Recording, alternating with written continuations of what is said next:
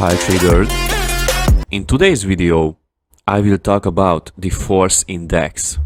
The force index is a technical indicator that helps to measure the amount of power used to move the price. The formula was developed by a psychologist actually named Alexander Elder, and it was published in his book in 1993 called Trading for a Living.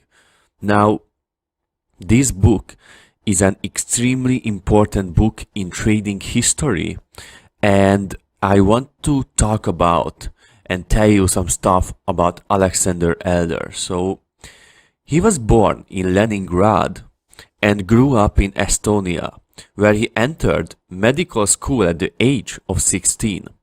And at 23, while working as a ship's doctor, he jumped a Soviet ship in Africa and received political refugee status in the United States.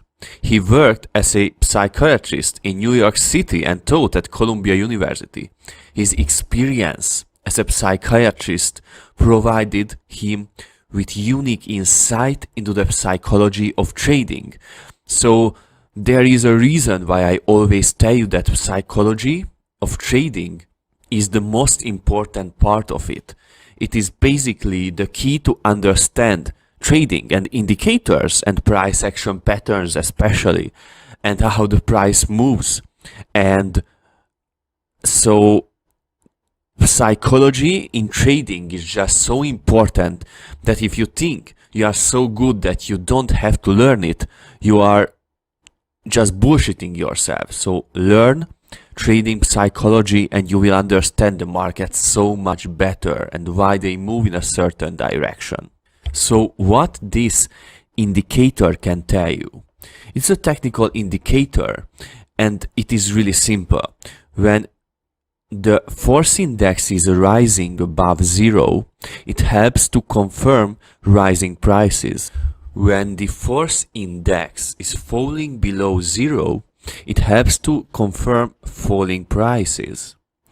And the larger the periods of the force index are, the smoother the index is, and it is more for long-term traders who are using larger periods. So for example, I use larger periods with almost all oscillators all the time because the basic default periods don't really work, and of course smaller periods are just too volatile, and maybe it can work for scalping, but I am not a believer of scalping, so I always use like 5 times higher or larger periods as the default. And if you are a long-term trader, I recommend for you to try these things out as well. So you can confirm a breakout in price when a breakout or a spike happens in the force index.